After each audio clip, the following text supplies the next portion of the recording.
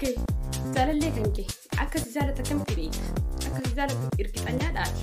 Daddafee si bilbilaa yookaan immoo tiikootti wal agarra siin jedha akkasitti beekuu dandeetta. Karaa kamiin beekuu dandeetta? Akkamitti hirkixanyaa ta'uu dandeetta? Akka dhugaadhaan inni si jaalatu yookaan immoo akka jaalalli sirraa qabe akkamitti beekuu dandeetta? Waan inni si daawwalu qofaaf na jaalata jettee murteessaa jirta? Moo waan inni wal agarra siin jedhuuf? Moo waa wajjin tidaarii jaalala siin jedheef? Moo waa wajjin enjoy goona jedheef si jaaladhe seeta lakki jaalala akkamii akka inni siif qabu akkamitti akka inni si jaalate har'a na wajjin turriiti dhugaa jirtu walitti himnaan sin jaala. Kabajamtoota jaalatamtoota kiyya kitaaba jaalalaa tokko dubbisee akkaataa jaalala itti nu qabu walatta jechuun kiyya dhiira fi shamarri aamroon keenya yookaan immoo sammuun keenya waladdaadha jechuun kiyya. Kanaafiyyuu jaalalli soo nu qabu mallattoo garaagaraatiin nu qabaa jechuu godha. Kanaafiyyuu akkasitti beektanii fakkeenyaaf faarsantii yoo kennee jenne ka shamarriin caalaa jedhu namoonni tokko bakka sanitti matsaaf nan dubbisillee akkasuma jedha. Haa ta'u malee garuuyyuu wantoota baay'ee irraa hubadhee jira. Isin hoo dubbisaa jirtanii? Isin immoo chaanala kee dubbisaa isinii galtii miti? Hordoftoota fi kabajamtoota kiyya waan nama ajaa'ibu takka kitaaba sanirraa argadhe jechuudha. Akkamitti hoonaan jettanii na gaafattanii shamarri hoo jaalalli qabee jedhee jechuun fakkeenyaaf yeroo itti ibsinu jaalala akkamitti akka nu qabe yeroo itti ibsinu mallattoo garaagaraatiin ibsina. Mallattoo garaagaraatiin ibsina yennaan siin jedhu shamarri yeroo jaalalli qabee jedhee haasawaan baafatan. Haasawaan mallattoo haasawaatiin argisiisanis immoo dubbachuus jaalatanillee. Waa mara irratti dhiirti callisuu jaalata. Garuu mallattoo garaagaraatiin ibsina yoo isiniin jedhu dhiirti wanta isaan facamumaaf yaada jechuun wanta isaan jaalala isaan hojimaan argisiisuudhaaf yaada jechuudha. Argisiisuu irratti hirmaata. Shamarri garuu dubbatanii baafachuu irratti hirmaatu jechuudha jaalala. Argisiisu jechuun kiyya mallattoo akkasiitiin jaalalli qabuu beektaa jechuudha. Fakkeenya sii kaasuu danda'a. Shamarri bifa manarraa ta'a asitti dhugaa walitti himna jennee jiraan ture dhugaan dhugaadha. Saniifiyyuu jaalalli gaafa qabe shamara jechuudha. Jaalallee qabdi haa jennu jaalalli qabee jira haa jennu jechuudha. Ganama fa'aa haa ta'u ganama kaatee barreessitiif. Haaya akkam jirta bareedaa kiyyaa. Inni yookaan dubbachuu ni dhabuu danda'a ittiin gaalan beekuun nagaan jira afaan jedha. Ammallee deebitee haaya akkam jirta bareedaa kiyyaa waa nyaattee qursii nyaattee. Alla dalla bakka haasa'uu ni barbaadde jechuudha. Isin giltiin haasa'uu ni barbaadde jechaadha. Nyaadhee jira faayidaan yookaan jalaan dubbata. Yeroo san immoo isin fedhii keessa waan jirtuuf isatti hubachuu dandeetti. Maali jiraan dubbanne? Maaf naan dubbanne naga tanaan isaa dhibbadhaa. Balaan gaafsan buutiiw isatti himtu malee jechuudha. Maaliif isin jaalalli qabeera tekstii isaa sana eegaa jirti. Isa wajjin haasa'uu feessee jira. Saniifiyyuu inni haasa'uu ni fedhaan jira. Bakka sanatti yerootti itti yaada. Yeroo isin dubbisa. Kanaafiyyuu mallattoon dhiiraa nuun addaa jechuudha. Isaan jaalalli hoo qabee jedhe isheetti daawwan ta'an jechuun bakka saayileetti ta'an sii galtee miti bakka sii galtee humna qaban fayyadamanii si argachuu hojimaan argisiisu. Nuti garuuyyuu sammuu keenya kan ajaju haasa'ii nuun ja'a. Sammuun isaanii mootiyyuu calli deemii fidiin ja'a. Intaayini kee fidiin ja'a. Miciyoo isaa fidii. Jedhaan jechuudha. Kuni waan matsaafarraa argadheedha guys. Urratti sin calamu. Okay, kabajamtootaaf jaalatamtoota hordoftoota jaalalaa. Wantoota kanaaf furmaata keessanii ta'a jedheetiin matsaafarraa dubbisee isiniif qabadhee dhufe waa 8dha guyyaa har'aatii fi akkuma armaan dura isinii kaase sammuun keenya wal addaadha. Akkaataan nuti fedhii keenya itti ibsinu kan nurraa mul'atuun jedhee isinii kaaseeti jira. Amma garuu waa 8 kana akka ittiin hirkixanyaa taatee jiraattu si qabadhee dhufee jira. Tokkoffaa dhiirri si jaalate yookaan shamarri si jaalatte isaa ta'u isin lachuu kan ilaallatuudha. Wanta qabda walitti investi gootan. Waan qabu sitti investi godha. Yoo si jaalachuu barbaade jechuun yoo jaalate sirraa qabee jechuudha. Kanaafiyyuu waan qabu sitti investi godhe yoo sin jedhu mallaqa sitti investi godhe si jaalate jechuu kiyya miti. Fakkeenyaaf yeroo qabu hundaayyuu sitti kenna. Yeroo qabu hundaayyuu si hojii dabarsuutti isa gammachiisa.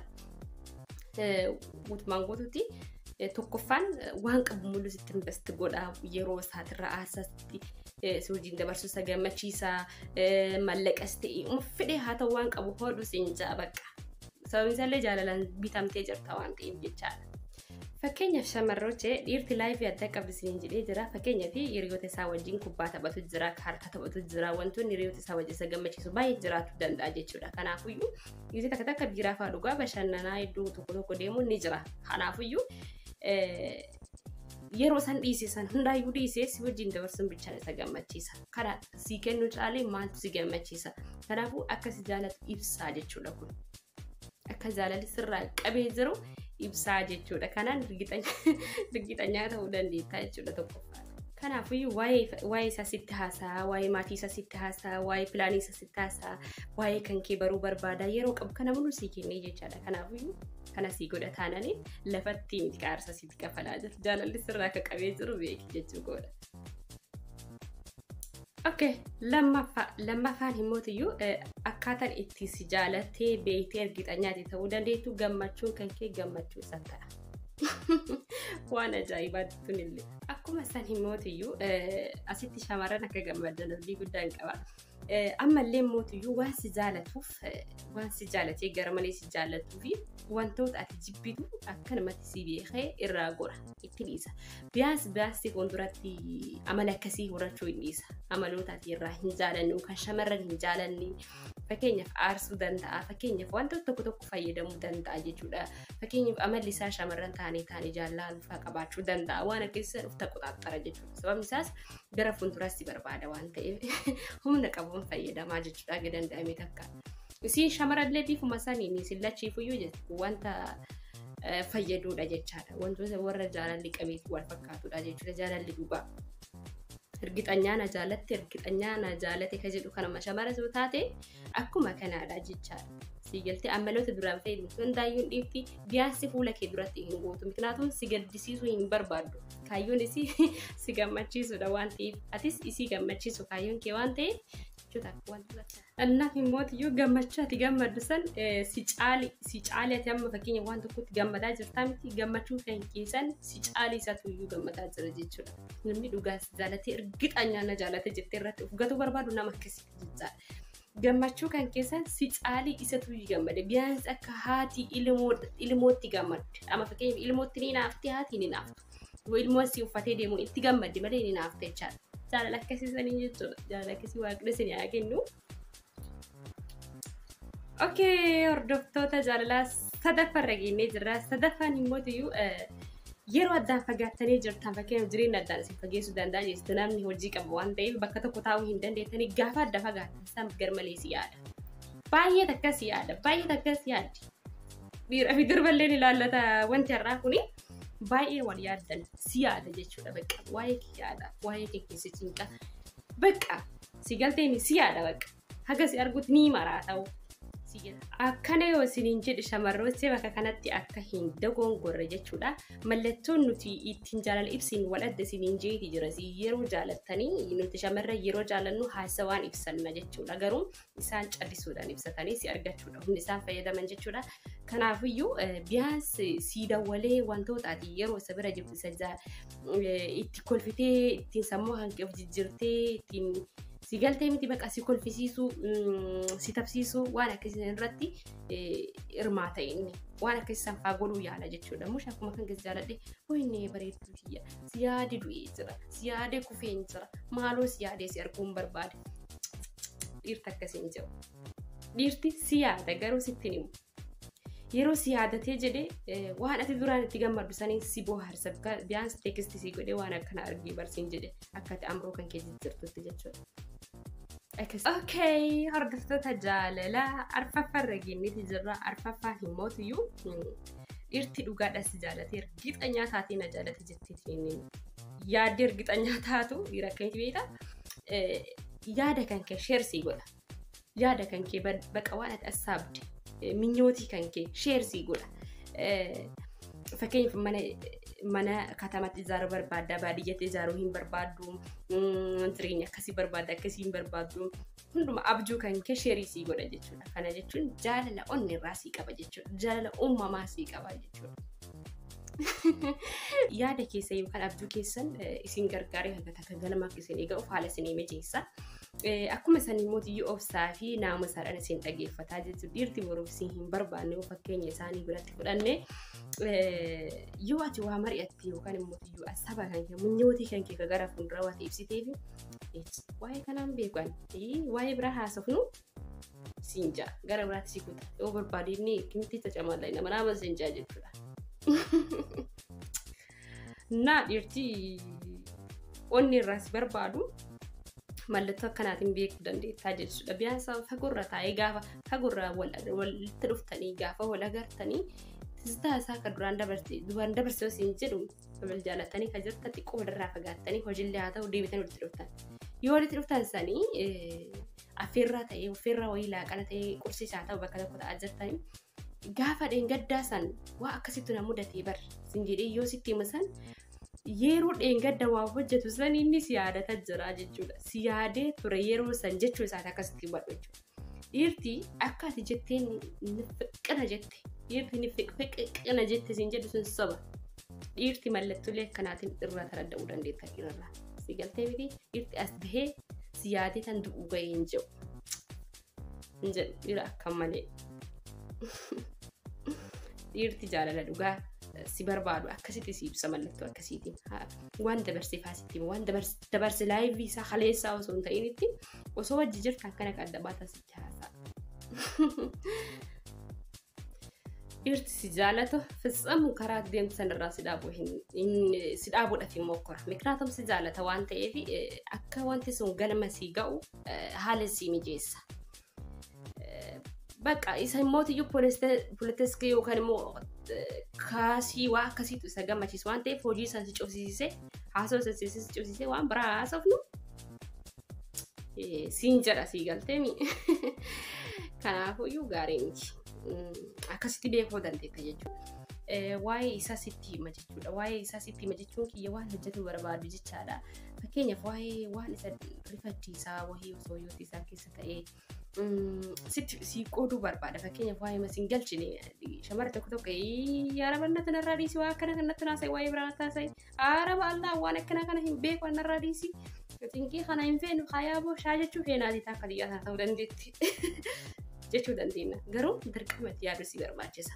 Miknaatum inni waas nama mari'atuun dhabeen miti kasiin mari'atu kan rakkina ofii kasitti himee rakkina kana akkam godha jedhee kasiin mari'atu kabajaa si qabuufi fi jechoota kan kee dhagahu waan barbaaduuf immoo waan jaalatamte keessa isaa jirtuu fi waa'ee maatii isaa waa'ee si hin galchine waan siin adda ta'e si galchuu amma fakkeenyaaf kasi galchuu akkamitti hojii deemnaadha. Garuu waa'een faamilii isaatii fi isa gidduutti raawwatame fa'aa waa akkasii akkasitti taasisuu hin barbaadu. Garuu si jaalata si kaasaa gorsaati gorsisuun isaaf hin ta'a waan ta'e jecha. Kanaafiyyuu haaranarraa dhiisaa waa akkasii cinqiin beekuu osoo hin ta'initti yaaduu si barbaachisetti yaaddee yaada tokko itti yaaddee yaada gaarii ta'e tokko deebisuu fi qabda dirqama jechuudha. Kanaafuu waan si jaalatuuf siin ga'e waan ta'eef harkaa cabsuu kan immoo maaliif naan jee ana maaltu na galcha waa'ee sanii hayi duuba mallaqa barbaadeere hayaa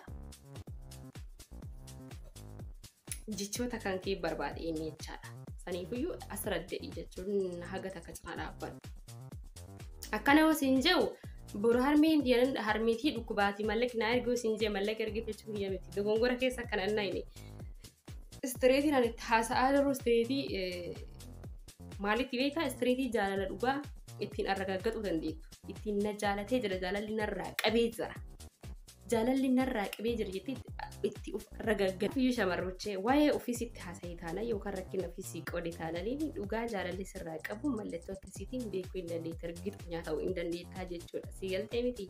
Kan hordoftoota kiyyaa torbaffaan immoo iyyuu akkaataa jaalala dhugaa kennisii qabu ittiin ergita nyaata ta'uu dandeettu si'an kabakkaba.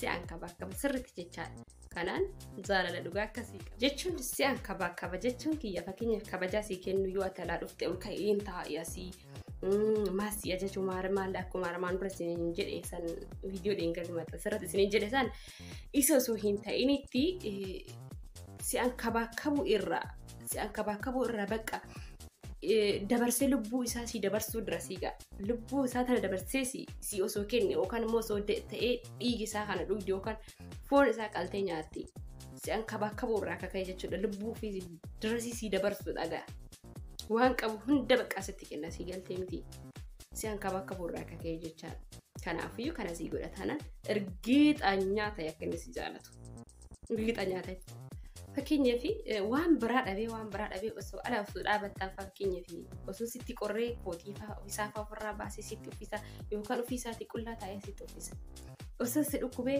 sa'aatii 24 hin rafu si wajjin ta'a rakkinaa fi bal'oo teentii sirraa qoodata si cinaa dhaabbata si hanka bakka jechuudha bakka kam jeesitti bakka lubbuu fi tana dabarsee kennu isa gammachiisa dhugaa osoo danda'ame jechuudha. Kana jechuudha kana ta'e mootoyyuu jaalala dhugaa akkasii qabuu fi akka jaalalli dhugaa sirraa isa qabe beekuu dandeenya. Karaa wajjin tan ta'uu danda'a balaan addaa dhufuu danda'a. Balaa san siif duubatti dhoysee ofii dura of kenna jechuudha. Wanta dhufu san aanaatu dura du'aa isiin na duubaan haaduutu jedha. Dhiira tokko osooni waraana ergame jaaniin haati manaati yaadeemtu jedha. Osoo qawwee takka dhagaheetis qamisii keessa seena. No. Inni dura ofiin du'aa erga sanii isiin haadhoota odota rabbiyyuutti dhuftee jechuudha dura ofii du'u marata. Kam jeesitti mugaa lubbuu si kennaa jechuudha. Yaabuu jaalala akkisii rabbisee nyaa kennu dhugaa rabbi ijoollee Oromoo jaalala akkisii uummata keenya biraa gadi bu'aa jira jaalala akkisii sun waa baay'ata. Tolee hordoftoota kiyyaa 8ffaa sadhumaatti irra geenyeeti jirra jaalalleen keenya akkasii jaalatu ergiixanyaa kan ta'uu dandeettu gaafa jalqabaatiif qunnamtii wal argita yookaan erga wal argitaniin booda yoo isin wal jiraaftaniin booda sitti mufatu akkasitti ergiixanyaa ta'uu dandeetta. Namoonni baay'een asirratti kun immoo namoota baay'eedhaaf pointii isinitti fakkaatu dhabu garuu immoo dhugaan jira kanaa jecha amma dhugaan saafuu akkanaa hin jenne jechuudha. Nama jaalala dhugaa si qabu beekuun dirqama sitti ta'a waan ta'eef jaalala dhugaa namatti jiraachuun dirqama sitti ta'a. Manni mana dhugaatti wal sobuu hin jiru waan ta'eef yookaan chaanaalli kun chaanaala dhugaa waan ta'eef jechaadha. Erganii wajjii raftanii yookaan immoo qunnamtii gootaniin booda dhiironni tokko beeka jedhee achi jirra garagalee rafa. Haga uftaan inni tuuji bakka inni buleen beeku garuu jaalalli dhugaa inni dhugaadha si jaalatu. Sitti as garagalee mataa keessi qaqqabee akkanatti si qaqqabee waan keessa darbitan akkam akka si wajjin turtii godhi sitti haasa'a. Mushlaxichi garagalee sirraa rafuu sitti haasa'a jechuudha. Siiras sitti haasa'a bakka irra deddeebiitiin si galtee waa tokko sitti haasa'a si dhungataa mataa si qaqqabaa alalla bakka dhiiru tokkotu jira. Bakka achi garagalee lafa ifaan guddaan irraa ta'a akkanatti okay guddaan ifaan irraa ta'a akkanatti siin jedha.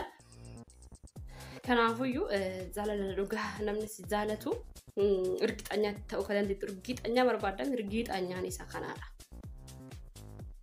Chaanaalli kun chaanaala dhugaatii waan ta'eef dhugaa jirtu gabbaasuun itti fufaa jechuudha. Akkasiin isin hordoftoota fi kabajamtoota kiyyaa turtii wajjin gooneef baay'ee takkaan isin galateeffadha galatoomaa isiniin jedha. Barumsi jaalala yeroo kamuu itti fufa jechuudha. Sababi isaatis jaalalli jiraataadha waan ta'eef ani jechuudha barumsa kana akka isin biraan geessu seera qabeessan kitaaba jaalalaa dubbisee itti cinqamee dhiphadhee isin biraan gahaa jira malee ol ka'eetiin isinitti haasaa hin jiru. Kanaafiyyuu osoo hundi keessanuyyuu kitaaba jaalalaa san dubbistanii dhugaa rabbii baay'ee akkanatti tola jechuudha. Gara fuulduraatti kitaaba jaalalaa fi kiyyaa barreessee isinii gumaachuun barbaada akka Oromootti jechuudha. Sababiin isaas Oromoo keessaa jaalalli dhabamee jira waan ta'eef dhugaa rabbii dubbachuuf. Kanaaf hordoftoota kiyya like share godhaa. Amma tana maatii ta'aa farra maatiin ta'e chaanaala kana. Akkuma isan immoo namni baay'een akka argatutti chaanaala kana like tolchaa.